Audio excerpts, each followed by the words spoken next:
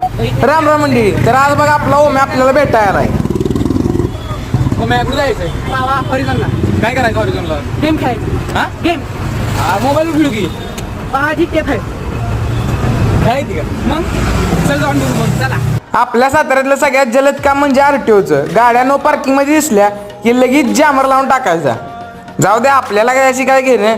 आपण निघालोय आज मग मित्रांनो आता हॉरिझॉनला. तर मग आता बघून घेऊया काय आहे हे हॉरिझॉन. तर मंडळी बघा, आज आता मी पहिल्यांदाच बघा GTA 5 खेळणार आहे. हो मी बघा कसा लगेच हेडफोन लावून तयार झालाय बघा.